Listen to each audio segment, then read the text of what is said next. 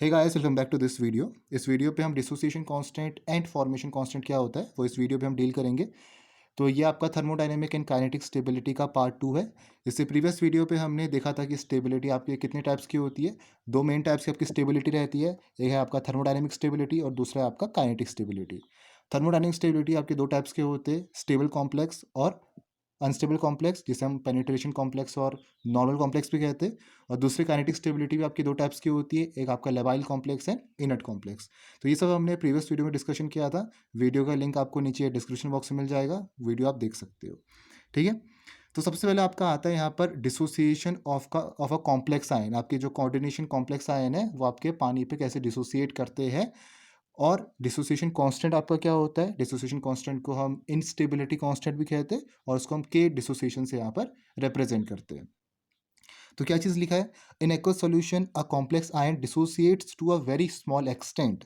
Coordination complex जो आपके होते हैं वो एक्वस सॉल्यूशन पे, पानी पे, वो आपके बहुत ही स्मॉल एक्सटेंट पे डिसोसिएट करते हैं।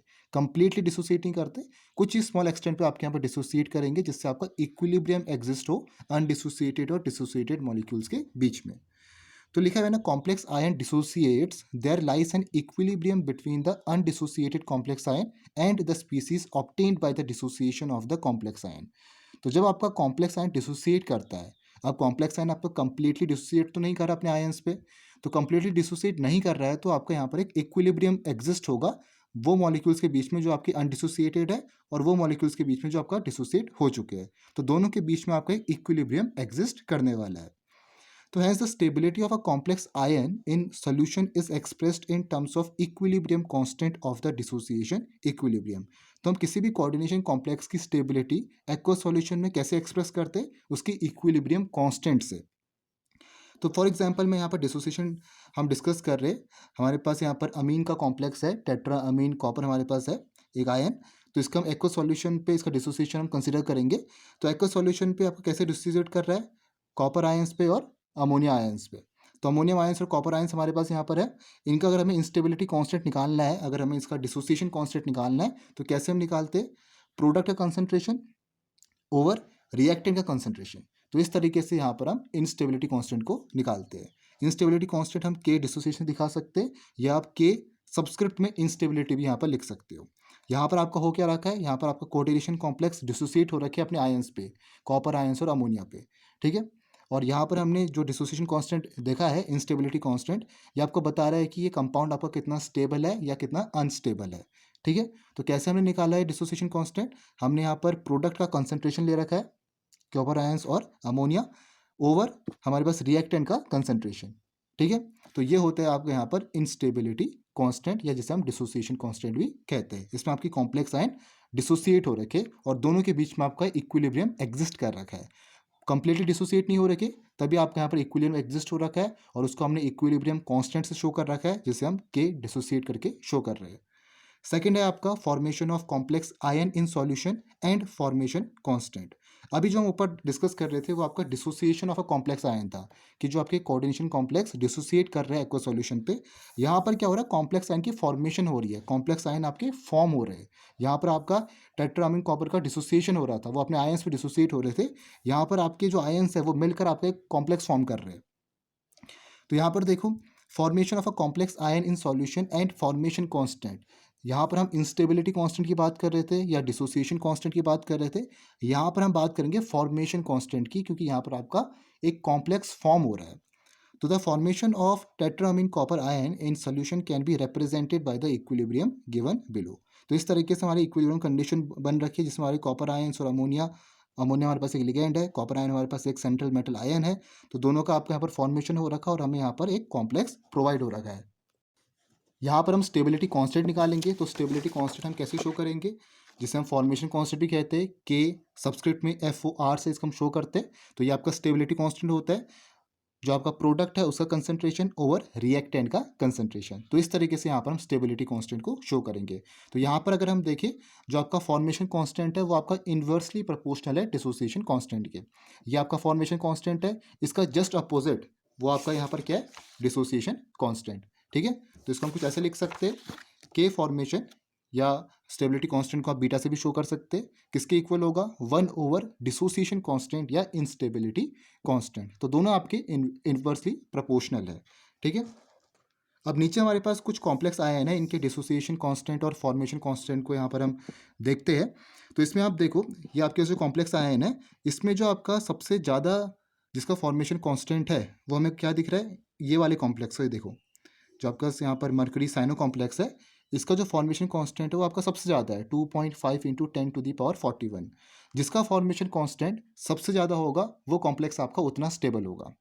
जिसका डिसोसिएशन कांस्टेंट सबसे ज़्यादा होगा वो कंपाउंड आपका उतना अनस्टेबल होगा, ठीक है।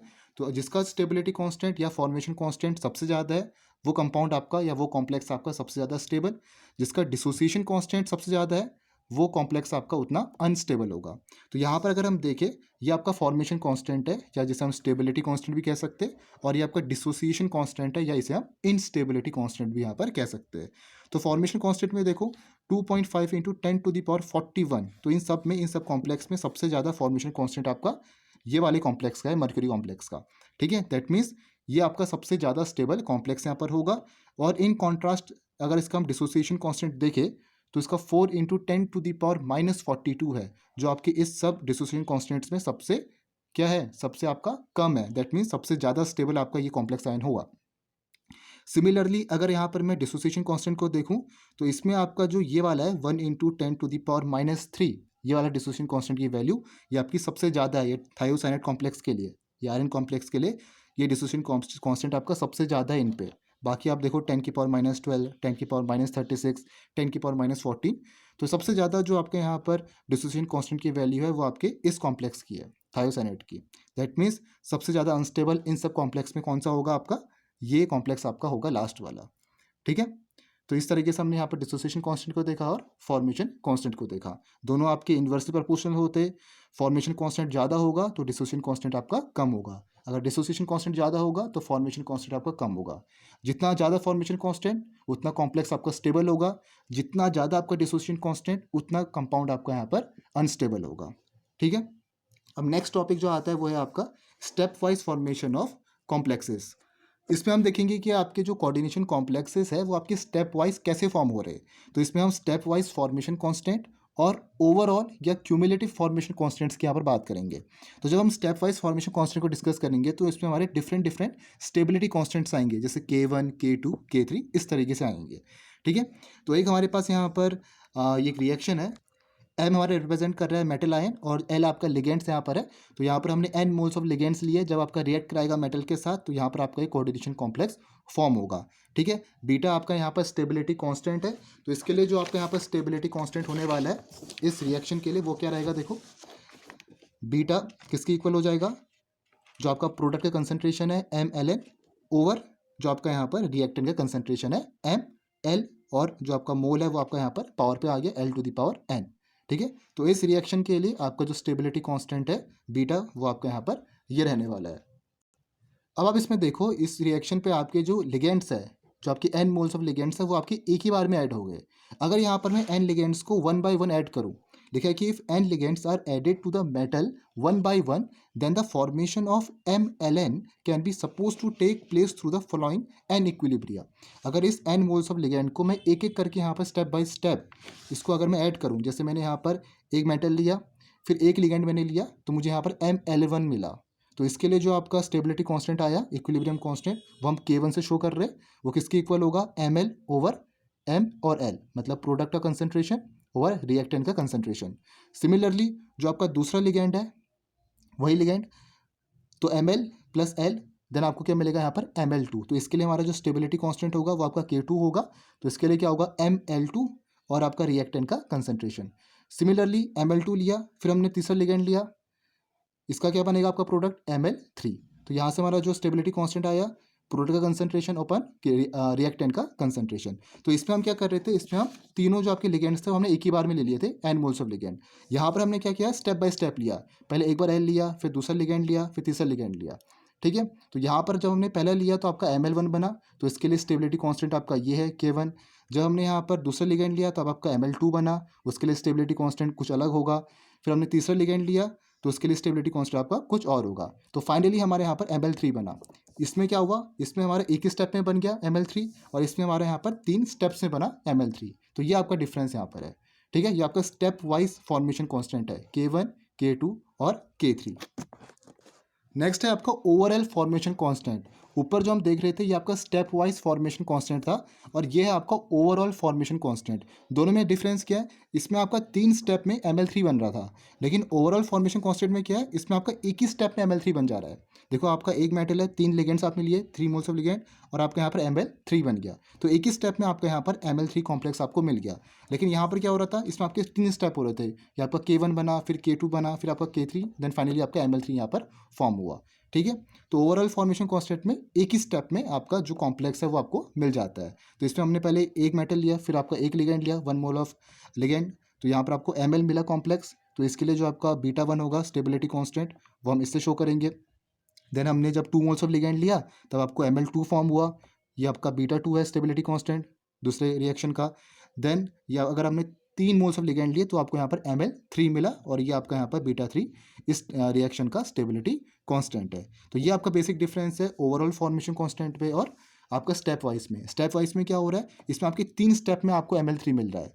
पहले स्टेप में आपको Ml1 मिला, ठीक है, फिर आपने यहाँ पर उसकी रिएक्शन वापस उस लिगेंड से कराई, देन आपको Ml2 मिला, फिर Ml2 ने वापस आपको यहाँ पर लिगेंड से आपने रिएक्शन करवाई, देन आपको Ml3 मिला। तो 3 स्टेप में आपको Ml3 प्रोवाइड हुआ। ओवरऑल फॉर्मेशन में क्या हुआ, आपके एक ही स्टेप में आपने 3 मोल्स ऑफ लिगेंड लिए तो आपको एक ही स्टेप में यहाँ पर Ml3 प्रोवाइड हो गया। तो ये आपका बेसिक डिफरेंस होता है ओवरऑल और स्टेप वाइज फॉर्मेशन कॉन्स्टेंट्स में। अब ओवरऑल और स्टेप वाइज फॉर्मेशन कांस्टेंट के बीच में रिलेशन क्या होता है वो हम देखते हैं। तो देखो यहाँ पर relationship between step wise and overall stability constant.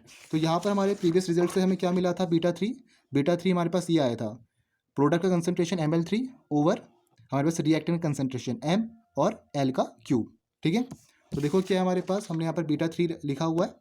अब इस β3 में जो हमारे पास यहाँ पर स्टेबिलिटी कांस्टेंट आया हुआ है इसको मल्टीप्लाई कर रहे हैं with Ml2 over Ml2, numerator पे भी Ml2 और डिनोमिनेटर पे भी Ml2, और दूसरा क्या आपके पास Ml ओवर Ml। ठीक है, यहाँ पर हम रिलेशनशिप देख रहे हैं स्टेप वाइज और ओवरऑल के बीच में। तो देखो β3 क्या हो जाएगा आपके पास, Ml3 over Ml into Ml2 over Ml2 into Ml over Ml। ये आपके पास यहाँ पर क्यूब होगा, L का क्यूब है। अब हमने यहाँ पर क्या कर रखा, इस L क्यूब को जो आपके लिगेंड्स है यहाँ पर 3, इसको हमने अलग अलग सेपरेट कर दिए। L इसमें रखा पहला, दूसरा L आपका इसमें रखा, तीसरा L आपका इसमें रखा। ठीक हो गया। अब देखो ये जो आपके पास यहाँ पर बना हुआ है ये आपका K3 है, जो आपका स्टेबिलिटी कांस्टेंट है, यहाँ आपका ये वाला इक्विलिब्रियम कांस्टेंट K3। ठीक है, सिमिलरली ये वाला जो है ये आपका K2 है और ये वाला आपका K1 है। तो β3 किसके इक्वल आ गया, K3 के, K2 के और K1 के। तो जो आपका ओवरऑल फॉर्मेशन कांस्टेंट है दैट इज β3, वो किसके इक्वल हो गया, स्टेप वाइज फॉर्मेशन कांस्टेंट के। β3 आपका ओवरऑल फॉर्मेशन कांस्टेंट है और K3, K2, K1 यह सब आपके स्टेप वाइज फॉर्मेशन कांस्टेंट है। अगर हम लॉग लेंगे दोनों साइड्स तो आपको यहाँ पर मिलेगा लॉग β3, और अगर यहाँ पर लॉग लगाओगे तो log K3 plus log K2 plus log K1। तो ये आपका रिलेशन होता है स्टेप वाइज फॉर्मेशन कांस्टेंट में और ओवरऑल या क्यूमुलेटिव फॉर्मेशन कांस्टेंट में। और यहाँ पर आप देखो अगर आपके लॉग β3 की वैल्यू, ये आपका एक्सपेरिमेंटली फाउंड हुआ है, अगर आपके इस लॉग β3 की वैल्यू ग्रेटर देन या इक्वल टू 8 होती है तो ये आपका जो कॉम्प्लेक्स होगा वो स्टेबल कॉम्प्लेक्स होगा। ठीक है, और स्टेबिलिटी आपकी कैसे इंक्रीज कर रही है, जो आपका K1 है, K1 जो आपका यहाँ पर इक्विलिब्रियम कांस्टेंट है, स्टेबिलिटी कांस्टेंट, वो आपका सबसे ज़्यादा स्टेबल होगा, देन K2, देन K3। तो इस तरीके से आपके यहाँ पर स्टेबिलिटी इंक्रीज करेगी। ठीक है, लॉग K1 सबसे ज़्यादा stable, then log K2, then log K3। ये स्टेबिलिटी इंक्रीज होने का रीज़न क्या है, देखो रीज़न क्या लिखा है, increase in the number of ligands in the coordination sphere cause decrease in the number of water molecules to be replaced. जब आपके number of ligands coordination sphere पे इंक्रीज होंगे तो वो आपका यहाँ पर जो वाटर मॉलिक्यूल्स ऑलरेडी लिगेंड्स में प्रेजेंट है वो आपके यहाँ पर डिक्रीज होना, उनको रिप्लेस करना आपके यहाँ पर मुश्किल हो जाएगा। फॉर एग्जांपल मेरे पास यहाँ पर ये है, देखो ये हमारे पास कॉम्प्लेक्स है हेक्सा एक्वा कॉपर का। तो ये इसमें आपका क्या हो रहा है, कोऑर्डिनेशन स्पेयर पे आपके यहाँ पर जो लिगेंड्स है वो आपका H2 है यहाँ पर, और अमोनिया को यहाँ पर रिप्लेस करना है। ठीक है, तो देखो क्या हो रहा है आपका यहाँ पर, पहले वाले स्टेप में क्या हुआ आपका, पहले स्टेप में आपका जो NH3 है वो आपके H2O, एक H2O को रिमूव करा तो आपका यहाँ पर रिप्लेस किया इसने एक H2O को, यहाँ पर आपका NH3 आ गया। देन अगेन आपका यहाँ पर NH3 रिप्लेस हुआ, देन एक H2O आपका और गया, देन यहाँ पर आपका NH3 का होल ट्वाइस बना, देन इसमें आपका K3 वाले में क्या हुआ, देन एक और आपका रिप्लेस हुआ। तो इस तरीके से आपके नीचे जो H2O है उनको रिप्लेस करना आपको और डिफिकल्ट हो रहा है, क्योंकि आपके यहाँ पर जो H2O है वो आपके कम होते रह रहे, वो डिक्रीज करते रह रहे। जो आपके रिप्लेसेबल H2O मॉलिक्यूल्स है वो आपके यहाँ पर डिक्रीज होते रह रहे। दैट मीन उससे क्या हो रहा है, जो रिप्लेस होना है वो आपका डिफिकल्ट यहाँ पर हो जाएगा। तो इस वजह से आपके जो यहाँ पर स्टेबिलिटी कॉन्स्टेंट है वो आपके यहाँ पर नीचे को डिक्रीज करता है, क्योंकि वाटर मॉलिक्यूल्स का रिप्लेस होना यहाँ पर डिफिकल्ट हो गया है। तो यही आपका रीजन लिखा हुआ है, increase in the number of ligands in the coordination spare. आपके जैसे जैसे यहाँ पर नंबर ऑफ लिगेंड्स इंक्रीज कर रहे हैं, जैसे यहाँ पर आपका एक NH3 आया, फिर आपके 2 NH3 यहाँ पर आए, फिर आपके 3 NH3 आए, तो जैसे जैसे आपके नंबर ऑफ लिगेंड्स इंक्रीज कर रहे हैं, the decrease in the number of water molecule to be replaced, तो आपके जो यहाँ पर वाटर मॉलिक्यूल्स रिप्लेस होना, वाटर मॉलिक्यूल्स का रिप्लेस होना और भी यहाँ पर डिफिकल्ट हो जा रहा है, क्योंकि यहाँ पर आपके जो वाटर मॉलिक्यूल्स है वो भी आपके यहाँ पर कम होते जा रहे हैं। पहले आपके 6 थे, फिर 5 है, फिर 4 है, फिर 3 है। तो वाटर मॉलिक्यूल्स का रिप्लेस होना यहाँ पर डिफिकल्ट हो जा रहा है। इस रीज़न से आपके यहाँ पर जो स्टेबिलिटी है वो आपकी नीचे को डिक्रीज कर रही है। ठीक है, और भी आपके कुछ यहाँ पर रीजन्स आते हैं, जैसे स्टेरिक हिंड्रेंस हो गया। जैसे जैसे आपके यहाँ पर ये कॉम्प्लेक्स ये फॉर्म हो रहे हैं आपके, इनका इसमें स्टेरिक हिंड्रेंस आपका प्रोड्यूस हो रहा है।